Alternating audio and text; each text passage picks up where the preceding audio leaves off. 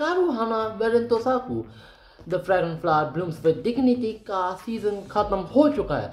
और हाँ, मैंने सोचा था कि ये सीजन 24 एपिसोड्स का होगा, बट उन्होंने सिर्फ और सिर्फ 13 एपिसोड्स दिए, जिस पे बहुत ही ज़्यादा दुख हुआ, क्योंकि मैं ये डिजर्व नहीं करता था, क्योंकि मैं डिजर्व करता था 24 एपिसोड्स, क्योंकि ये एनीमे 24 एपिसोड वाली ही थी। बाकी ऐसा भी हो सकता है कि मैंने मांगा पढ़ रखी है और इसी वजह से मुझको ये छोटा लग रहा है, समझ लो। सोर्सेज से मैंने ये पढ़ा है कि ये सीजन 40 चैप्टर्स पूरे कर चुका है और मैं पता नहीं 89 या फिर 90 पे हूँ। और मांगा ऑनगोइंग है, हर हफ्ते, पता नहीं हर हफ्ते या पता नहीं कब, पर हाँ चल रही है मांगा अभी तक। एक सेटिस्फैक्शन है कि इन्होंने जो ये सीजन है बहुत ही ज़्यादा अच्छे तरीके से एंड किया है। अगर मैं 12th एपिसोड की बात करूँ जहाँ पे हमारी होशिना होती है, जो वो अपने दिल की बात कह देती है, बहुत ही ज़्यादा सेटिस्फाइंग था वो। एज अ मांगा रीडर मैं कहूँगा तुम्हें, वो एनिमेटर्स ने जस्टिफाई कर दिया एनिमे को। जैसा मैंने मांगा में पढ़ा था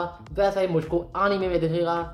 मैं ये नहीं एक्सपेक्ट कर रहा था, पर हाँ इन्होंने करके दिखाया। जैसे कि मांगा पढ़ने का ये डिसएडवांटेज होता है कि तुमको पता है कि आगे क्या आएगा, बट हाँ एक एडवांटेज है कि नॉस्टैल्जिक बहुत ही ज़्यादा गंदे लेवल वाला हिट करता है। तुम्हें पता है, तुम खुश हो रहे हो, अब ये होगा, अब ये होगा, और ये मैंने मांगा में पढ़ी थी और अब मैं इतना खुशकिस्मत हूँ, अब मैं इसको एनीमे में देख रहा हूँ, एनिमेशन में। और वही चीज़ देखो, मैं मांगा और एनिमे एक साथ पढ़ रहा हूँ, क्योंकि अभी तक मांगा भी मैं अच्छे से पूरी एंड तक नहीं पहुँच पाया हूँ, तो इसलिए मांगा और एनिमे इकट्ठे पढ़ते हुए मैं कंफ्यूज हो जाता हूँ, जिसकी वजह से जो बाकी के जो मेरे एपिसोड्स गए हैं ना, जो 6 से लेके 11 तक, वो ऐसा है कि कंफ्यूजन से है। मुझको ऐसा लग रहा है कि जैसे कि मैं साइकी के देख रहा हूँ, हर एपिसोड मुझको अलग सा लग रहा है। अब वो क्यों लग रहा है, क्योंकि मांगा पढ़ रखी है, मुझको पता नहीं है कि पिछले एपिसोड में क्या हुआ था, तो इसलिए कईयों को एनिमेशन पे थोड़ा सा वो है कि भाई एनिमेशन थोड़ी सी वो है। मेरे लिए एनिमेशन अच्छी है, बहुत टॉप नॉच नहीं कहूँगा, बहुत वो नहीं कहूँगा, पर मैं ऐसा कह रहा हूँ कि अच्छा है ऐसी एनिमे, क्योंकि वो 2012 या 2013 वाली वाइब देती है, जिसकी वजह से मैं नॉस्टैल्जिक फील कर पाता हूँ, ताकि 2 या 3 साल भी बाद में ये एनिमे देखूं तो मुझको नॉस्टैल्जिक लगे, ना कि चेनसॉ मैन की एनिमेशन जो इतनी टॉप नॉच है, उसको देखने के लिए ऐसा लगता है कि ओह लेटेस्ट एनिमे। बाकी ये एनिमे ऐसी है जैसे कि चेनसॉ मैन, उसका जो आर्ट स्टाइल और वो एनिमेशन वो वैसी चाहिए थी, जुजुत्सु काइसेन के वैसी चाहिए थी, but कारुहाना वेरेंटोसाकू mean the fragrant flower blooms with dignity, इसका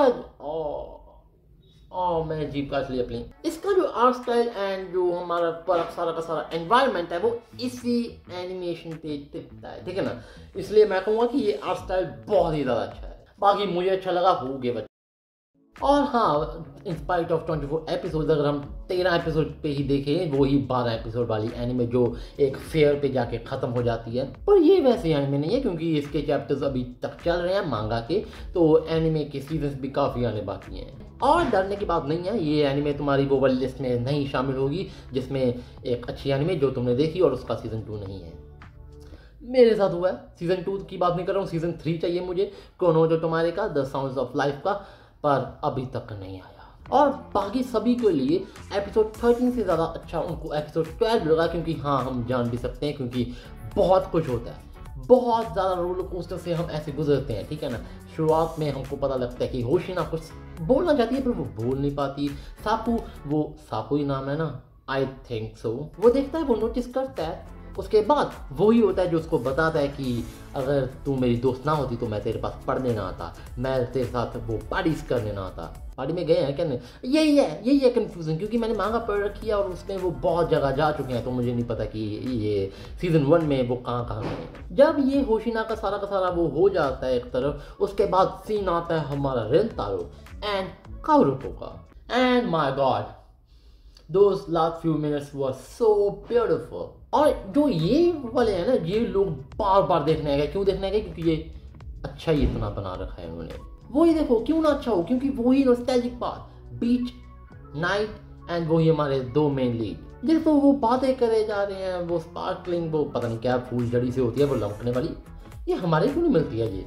और ये सारी बातें चलते चलते रेंतारो अपने दिल की बात बोल देता है, और फिर काओरुको का फेस, और माय गॉड इतना ज्यादा क्यूट फेस यार, उसके बाद एपिसोड 13 जिसपे काओरुको और रंतारो अपने दिल की बातें एक दूसरे को बता देते हैं और हमको पता लगता है कि काओरुको को पहले से फीलिंग थी और यही बातें इसी का मैं इंतजार कर रहा था कि कब तुमको पता लगे कि हाँ भाई रिंतारो को पहले प्यार नहीं हुआ बल्कि काओरुको को हुआ है। और उसी कन्फेशन के बाद सब कुछ हो जाने के बाद कपल बनने के बाद सीजन खत्म।